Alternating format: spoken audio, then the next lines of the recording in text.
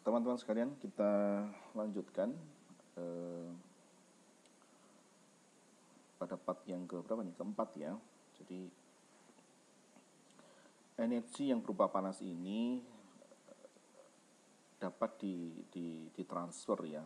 Jadi yang ditransfer itu bukan hanya uang, bukan hanya pulsa, bahkan energi berupa panas bisa ditransfer melalui berbagai mekanisme ya, tergantung medianya, kemudian juga fluidanya ya.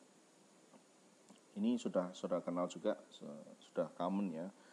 Jadi panas itu bisa ditransfer melalui mekanisme konduksi. Konduksi ini jadi kalor atau panas energi itu ditransfer melalui tumbukan-tumbukan molekul di dalam fluida. Jadi solid dengan solid. Jadi misalnya sendok ya, sendok ujungnya panas, dipanasi, kemudian ujung yang sebelahnya lagi akan juga kemudian menjadi panas setelah beberapa waktu.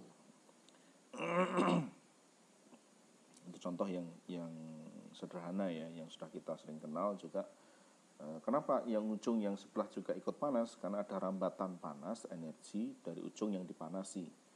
Energi kalor itu dilambatkan melalui molekul-molekul, tumbukan-tumbukan molekul di dalam padatan itu. Dan bukan hanya padatan, air pun juga begitu.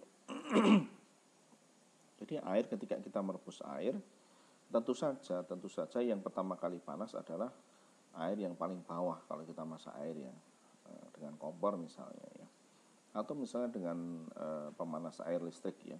Tentu yang paling bawah ada yang kontak langsung dengan koil pemanas ataupun lempengan pemanas itu akan jadi. Tapi kemudian energi panas itu akan dirambatkan melalui molekul-molekul air ke bagian atasnya, sehingga nanti kemudian bagian atas atau tengah air juga akan menjadi panas. Itulah proses konduksi ya. Kalau kemudian energi kalor itu dipindahkan melalui pergerakan-pergerakan, pengadukan antara gas dan cairan ataupun permukaan padatan dengan cairan, itu bukan lagi konduksi tapi adalah konveksi. Seperti tadi yang misalnya ini ya sederhananya. Ini yang sudah kita bahas tadi ya, ini yang konduksi. Jadi perpindahan panasnya itu melalui hantaran molekul-molekul yang ditemukan di dalam padatan ini, sehingga naik ya, dari T1-nya naik merembet ke T2. Di dalam air ini yang bawah ke atas ini adalah konduksi juga, karena masih dalam fase yang sama, nida yang sama ya, molekul-molekulnya ini.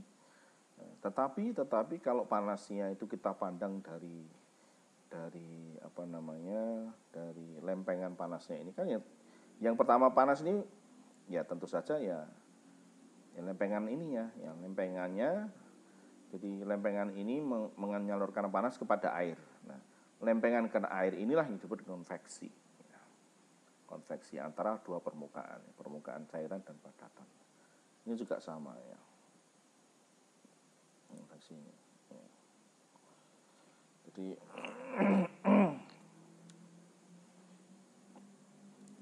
ini adalah konveksi. Ya.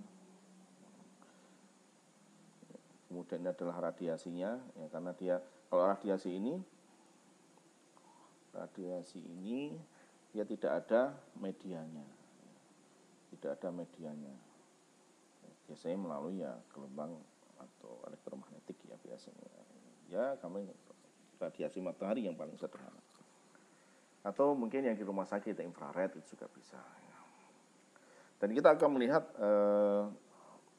peristiwa-peristiwa ini, konduksi konveksi ini di berbagai alat-alat di industri kimia. Ini contohnya ya. Nanti di pabrik itu ada namanya cell and tube heat exchanger, alat penukar panas, yang mana bentuknya itu bentuk shell kayak tabung, mungkin di dalamnya ada cup-cupnya, ada pipa-pipa. Untuk apa itu fungsinya? Ya untuk penukar panas. Jadi ada nanti misalnya ada fluida di sini.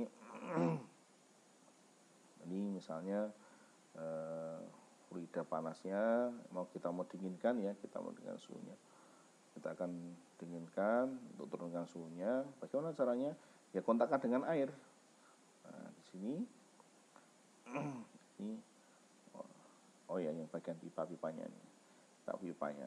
Jadi airnya masuk pipa sini, yang pipa-pipa kecil. Ya. Ini tube seatnya. Ini bagian pipa-pipa kecilnya. Ya.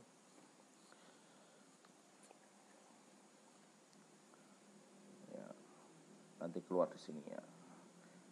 Ini pipa-pipanya keluar di sini. Ini fluida panasnya. Nanti fluida dinginnya pakai air, misalnya airnya di sini. Keluar di sini. Ya. Kalau sulit bayangkan ini loh. Nah perpaknya gini. Nah ini loh. Ya. Jadi ini fluida panasnya masuk. Ini ada pipa-pipa kecil tuh, masuk pipa-pipa kecil. Nanti fluida pendinginnya masuk ke sini. Masuk ke sini. Nanti keluarnya bisa lewat sini. Ini adalah contoh-contoh. Tadi modelnya banyak sekali jenisnya. Tugas chemical engineer adalah diantaranya mendesain bagaimana merancang alat seperti ini ya. Berapa diameternya. Nah, kemudian ini berapa jumlah pipanya, berapa. Itu ada nanti di antara tugas chemical engineer, engineer teknik kimia. Atau juga mengontrol bagaimana operasinya. Kalau pabriknya sudah jalan ya tinggal memastikan alat ini berfungsi dengan baik gitu saja ya. Sama evaluasi ya. Kemudian ya kita akan lihat mekanisme yang pertama, yaitu konduksi. Jadi proses konduksi di sini terjadi karena adanya perbedaan suhu ya, antara sini T high berarti hot, jadi ini fluida panasnya, T-nya lebih tinggi, ini adalah ya, fluidanya suhunya lebih rendah, T cold ya. Kemudian di sini melewati sebuah slab ya, atau ketebalan L, kemudian sifat konduktivitasnya K. Tentu saja karena TH-nya lebih tinggi dari TC, suhunya lebih tinggi, maka G-nya mengalir dari H ke C ya. Nah,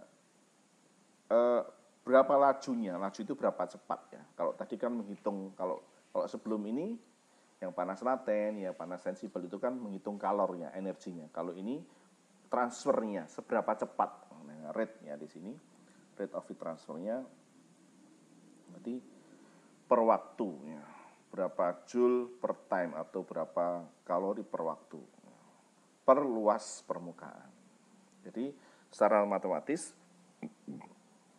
jadi kalori yang ditransfer per satuan waktu per satu satuan luas ya, itu berbanding lurus dengan delta T-nya, perubahan suhunya, dan delta X atau ketebalannya ya.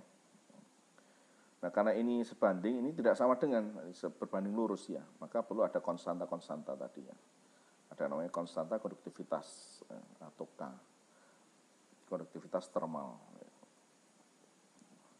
Nah, dengan adanya konstanta ini, maka persamaan satu ini bisa kita tuliskan menjadi Q per T sama dengan K, konstanta A-nya naik ke atas ya, naik ke sini, naik. Ya, jadi K kali A, delta T-nya ada T hot dikurangi T cold per delta X-nya atau delta X, ini ketebalannya, atau di sini adalah L ya. Adalah persamaan 2. Persamaan 2 adalah persamaan konduksi untuk permukaan ya, permukaan seluas A, bentuknya adalah bentuk slab ya. Slab ini kayak dinding gitu ya. Nah, konduktivitas termal ini, K ini ya tentu tergantung bahannya ya, kita lihat. Nanti, nah ini bahannya ya. Ada steel ya, ada glass ya, ada kayu dan seterusnya ya. Itu adalah nilainya tergantung dari bahannya. Jadi Konduksi ini cepat tidaknya proses transfernya itu, heat transfernya itu tergantung dari satu delta T-nya ini ya. Semakin besar delta T-nya berarti semakin itu artinya semakin besar ya. Energinya semakin besar. Kalor per jamnya itu semakin besar ya. Kemudian tergantung K-nya, ini tergantung bahannya. Kemudian A, luas permukaan tergantung bentuknya ya, permukaannya. Nah, tentu saja kalau bentuknya silinder berbeda dengan bentuknya kalau dia hanya bentuknya permukaan saja. Tentu saja A-nya berbeda kalau bentuknya silinder, pipa gitu ya. A-nya berbeda ya. A-nya tidak sama. Kemudian tergantung juga jaraknya, atau kalau semakin dekat ya berarti A-nya kecil ya, berarti transfernya semakin cepat. Kalau jauh ya jaraknya jauh, transfernya juga semakin lambat ya, kecil ya.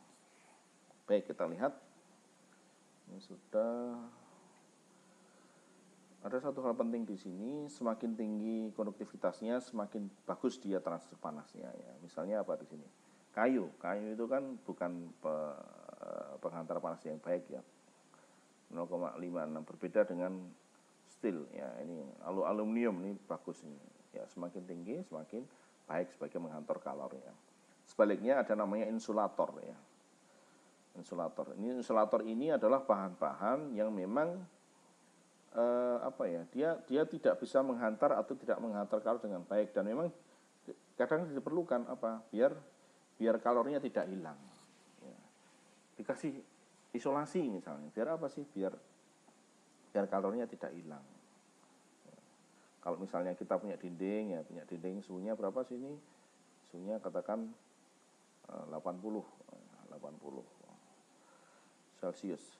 Suhu luar misalnya 30, kan ini berarti ada potensi aliran panas dari dinding ke udara kan begitu, panasnya hilang, maka dikasih isolator, dibuntel dikasih isolator ini ya, dibuntel. Pakai apa? Pakai wool yang konduktivitas termalnya kecil ya. Misalnya begitu ya. Baik, ini contoh case sederhana konduksi ya. Bagaimana panas mengalir melalui sebuah windows atau jendela. Ini kalau di tempat kita jarang, ini biasanya di Eropa ya, di negara-negara yang mengalami musim dingin ya, winter gitu-gitu ya. Ya, ini adalah window, ukurannya komplit ya, ada A-nya adalah 3 meter persegi, ukurannya ketebalannya adalah sekian. Kita diminta menentukan berapa rate heat flow, laju aliran panasnya ya, melalui jendela ini. Suhu luarnya 15, suhu dalamnya 14. Ada delta T, berarti ada aliran panasnya dari 15 ke 14 ke sini berarti. 15 itu dingin loh, 14 apalagi ya, ini sudah masuk winter itu ya. Bagaimana cara menghitung panas alirannya? Ya, tadi pakai konduksi tadi. Ya. Q per T-nya sama dengan K A T1 T2 bagi L. K-nya dari mana? Ya, lihat bahannya apa? Glass ya. Lihat glass tadi. Glass adalah 0,84 ya, kalau dalam joule ya. 0,8. Nah, ini sudah ada. A-nya 3 ya. Sudah ada tadi. Delta T-nya dibagi L-nya 3 per 3,2 ya. Ketemu ya sekian. 790 joule per sekon. Joule per sekon ini berarti watt ya. Kadang-kadang dinyatakan dalam watt. 790 joule per sekon atau 790 watt. Baik. Ini juga sama, contoh lagi pada surface ada dinding ya, dinding yang ada isolasinya, ada dinding isolasi ya, fiber ya, ada isolasinya. Kemudian suhunya dalam adalah 352 Kelvin, luarnya 297 ya. Jadi ada ada potensi, misalnya ini 3, ini di sini, ya, yang ini sebelah sini, ya 297. Berarti ada potensi aliran kalor ke sini, ya kan begini ya, aliran kalornya. Heat loss per meter persegi, hati-hati ya. Heat loss per meter persegi berarti Q per T per A, nah, gitu ya, per T per A. Gini, berarti tinggal sama dengan K delta T per L ya gitu ya. Dilihat nanti persamaannya K delta T per L atau X delta X ini delta T ya. Per satuan luas. Atau A-nya diisi 1 juga boleh ya. Berapa? Ya tinggal dihitung, masukkan rumusnya tadi ya. Nah ini satuannya watt ya, jadi ini sudah satuannya watt, berarti joule per sekon tadi ya. Q per A ini atau Q per T per A ya, ini Q-nya di sini Q watt atau joule per sekon ya. Energi per waktu per A ya.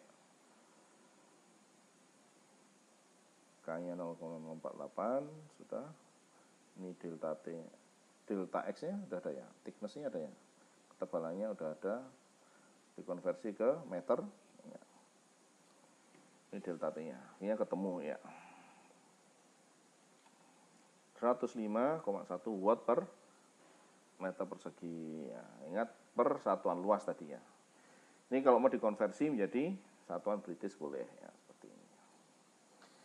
Ya ini contoh-contoh sederhana ya, teman-teman sekalian, silahkan dicermati baik-baik.